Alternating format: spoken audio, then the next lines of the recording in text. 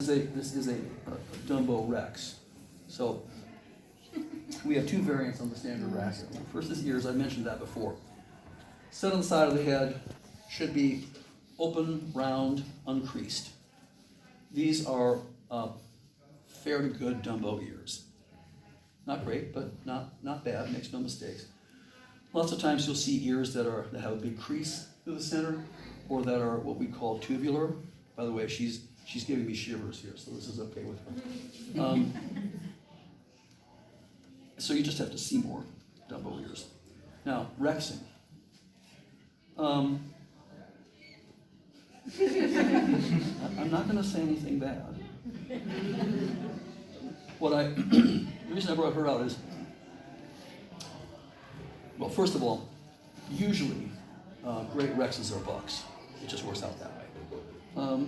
But in her case, she does have Rexing. It starts up here on her head, which is unusual. So that goes that far up. Goes all the way down to the tail, where it covers all of her back, and is even carried down a little bit onto the sides. The Rex that you're going for is almost undoubtedly an agouti, and it will have Rexing all the way down his back, onto the sides, and when you turn him over, his belly will be Rexed too. That's like, okay, I get it. You're the best Rex here today.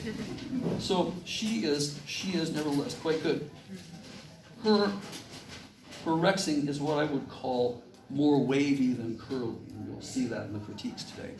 The fur really should curl up, and so this kind of waviness that's not a fault, but it's also not what Rexing actually is. So you need to keep working on that if you're in this situation. Okay, so I'll go back to you. So in conclusion, I've been watching to see how many were twitching in their seats. Just tell me. In conclusion, judging is something that you can learn. It's a skill, and what ultimately influences your judging experience is experience. And so, when I qualified as a judge, I thought, well, Doug, you wanted to be. Was that 15 minutes? No. Oh, okay. If so, I was going to say I did pretty well, didn't I? When I qualified, it was like, okay, now you've got your certificate, you can judge rats, and I thought, well, okay, if you want to learn more about rats, what are you going to do now? Well, the answer was judge more rats. And so that's why I have always been keen to take on judging appointments and expect to remain that way until I am forced to quit for one reason or another. But that's my advice to you, would be if you're interested in this, put yourself in a position where you can be a steward or you can be a scribe. Get yourself next to a judge and ask questions. Why is this? Why did you do? What were you thinking about this?